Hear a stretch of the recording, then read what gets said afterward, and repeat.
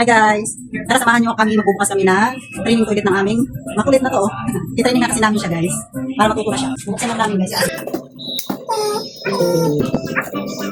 Mahal kami kalat guys. Excuse me. Tara, dito kami. Ito yan guys. Ito yung para sa akuan. Itingnan lang natin guys, sa adjust. Kasi, kailangan nyo na kasi matry na toilet guys. Sana magustuhan niya sa ato. So, yan mo daw yan. Parang arma nito. Please, parang. At siya sa'yo, Jessica. Ito guys, papasok mo lang. Papasok mo lang guys. Tapos may tuloy nyo naman. Pasok mo lang natin. Yellow and blue. Ito naman guys. Dito naman papasok guys. Yan eh. Pag hindi nyo alam guys, i-asin ko, tingin lang kayo sa manbol, kikita nyo. May manbol sila eh.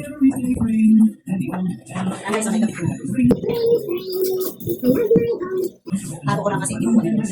Yan guys, oh.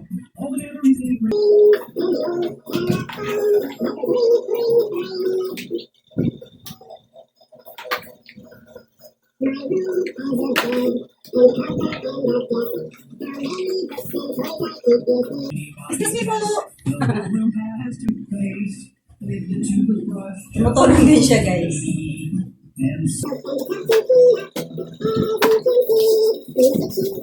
Dito lang guys oh. Kasi may tatlo siyang butas. So kung saan yung gusto i-adjust. Halimbawa dito lang. Tapat nyo lang sa butas. Pasok nyo to. Depende sa taas guys ng ano gusto nyo. Kailangan kasi namin i-train yung aming baby guys. So yung na siya. Tapos dito naman sa kabila guys. Ito rin oh. Bali ano, itapat nyo lang din sa butas na inanin nyo kanina. Nilagyan nyo. Para pantay siya. Malaking tulong kasi po guys sa pag-train ng mga baby natin. Ayan guys oh. Yun yung pagday niya. So yung isa tatapusin ko lang. Ito naman guys yung isa. Ayan oh. Papasok lang din natin dito guys. Sa butas lang din na ano. Na gusto nyo rin. Ganon din sa kabila guys. So itatapat ko na ng pareha sa last. Ayan. Ayan oh, sa butas guys. Ganon din sa kabila guys. O diba?